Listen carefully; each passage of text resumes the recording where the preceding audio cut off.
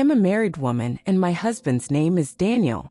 Every relationship is built on the principle of trust. When I married Daniel, I believed that we had constructed something that was both durable and impregnable. Our relationship had spanned nearly a decade, during which we had endured the ups and downs of life, shared memories, and provided each other with unwavering support. I was under the impression that we were a cohesive unit. Daniel had a close companion named Mark who had been a part of his life for a long time prior to my arrival. Mark was a person who could make anyone chuckle and was confident and charming. He had always been present, attending family gatherings, celebrating birthdays with us, and even providing advice when we needed it. I never had any reason to question his credibility. However, there are instances in which the individuals we most rely on to betray us in unexpected ways.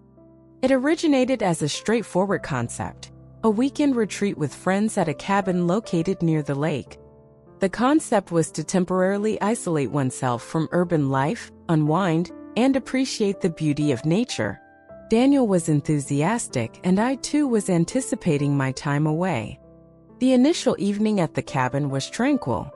We conversed and laughed until late into the evening while we grilled food, shared beverages, and sat around a fire.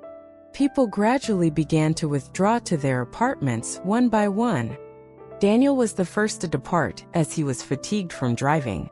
I lingered a bit longer, relishing the warmth of the fire and engaging in conversation with Mark. Our dialogue was effortless and at ease. I could never have foreseen that my entire perspective on him would shift just a few hours later. I experienced a period of dizziness at some point. My eyelids felt heavy, which could have been a result of the wine or exhaustion. I concluded that it was time to retire for the night. I was unaware that my slumber would be disrupted in the most detrimental manner. I am uncertain as to the duration of my slumber at the time I experienced it. A gentle stroke. Initially, it appeared to be a hallucination. A gentle brush against my calf. Then apply pressure. My fingers are in contact with my epidermis. Then one slide into the space. I developed a state of tension in my physique. My consciousness, which was still groggy, was unable to comprehend the events that were transpiring. I briefly believed that it was Daniel. However, as I peered into the dim moonlight that was filtered through the curtains, I beheld him. Mark. His visage was partially obscured as he sat on the edge of the bed. His digits had already retracted, but I was aware of the recent occurrence. I was able to hear the pounding of my pulse. I experienced a sensation of being immobilized, uncertain as to whether this was a genuine experience or if I was still ensnared in a disturbing dream. Mark. My voice was scarcely audible. He did not appear to be taken aback. He refrained from withdrawing due to embarrassment or dread. Instead, his demeanor was unintelligible and he maintained my gaze. He stated, "I believed you desired this," his tone being unsettlingly placid. I was struck by a sudden sensation of vertigo. I desired this. Did he perceive my silence and slumber as an invitation? I experienced a simultaneous surge of panic and rage. I jolted up, causing the blanket to wrap around me. I commanded with a harsh murmur, my voice trembling, "Exit." He remained motionless for a brief period. He simply smirked, as if he found the entire circumstance amusing. Then, without another word, he rose and exited the room. Immediately after the door closed behind him, I frantically began to secure it, my hands shaking. Heavy breaths caused my thorax to rise and fall. I experienced a mental flurry. What had just transpired? I should have screamed. Daniel should have been awakened by me. However, I was unable to do anything but remain in a state of shock, my entire body trembling. I was unable to speak at all the following morning. Mark conducted himself as though nothing had transpired.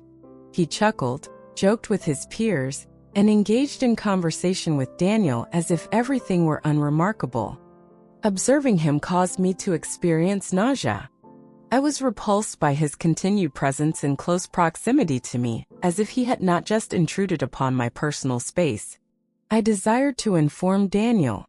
However, paranoia prevented me from proceeding. Would he accept my assertions? Alternatively, would he disregard it as a misinterpretation? I was tempted to push Daniel away when he wrapped his arms around me as we lie in bed that evening. I desired to convey to him my sense of betrayal, how his closest friend had transgressed a line that could never be rectified. However, the words would not emerge. I was suffocating under the weight of my own apprehension as I lay there in silence. For several days, I endeavored to maintain the illusion that everything was in order. However, I was not feeling well. I experienced a sense of withdrawal and distance. My innards turned every time Mark's name was mentioned. As Daniel and I sat in the living room one evening, I was unable to suppress my emotions any longer. I exhaled deeply and disclosed all of my information to him. I informed him of the experience of awakening to Mark's contact, regarding his gaze upon me, regarding the words he had uttered. He maintained that he had committed no infractions.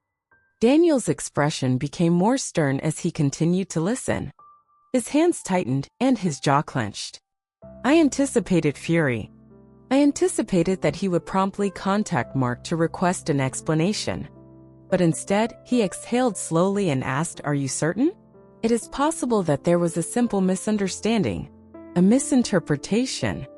I fixed my gaze on him, anticipating his return of the item, anticipating his recognition of the anguish in my gaze. However, he refrained from doing so. He continued, raking his hand through his hair. "Mark is my closest friend. He would not engage in such behavior. It is possible that you were hallucinating. Alternatively, it is possible that he consumed an excessive amount of alcohol." I perceived an internal rupture. My spouse, who was supposed to safeguard me, was opting to defend the individual who had violated me. I was incredulous. "Are you under the impression that I dreamed it?" My voice was scarcely audible. "Do you believe that I would fabricate information regarding this matter?" Daniel exhaled. "I don't know what to believe." And that was all I required to hear. He rejected my assertion. I was not trusted by him. It was as though I were an imbecile. I arrived at a conclusion that evening. I packed my luggage, disregarding Daniel's requests for me to cease. He was not the individual I had imagined. Mark had taken something from me that I would never be able to reclaim. I informed Daniel as I stood by the door, my baggage in hand, that I am unable to remain with someone who does not believe me.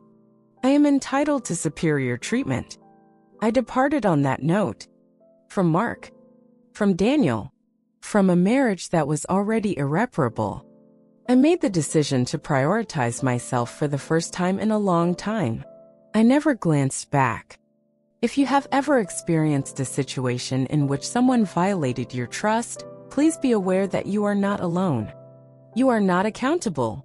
And most importantly, you are entitled to be heard. I withdrew from the situation because I was unwilling to allow another individual to determine my value. If you ever find yourself in a comparable circumstance, be assured that you possess the fortitude to replicate it. The story's just beginning. There are more broken hearts and dark secrets ahead. Hit like, subscribe, and keep exploring with Love Missteps.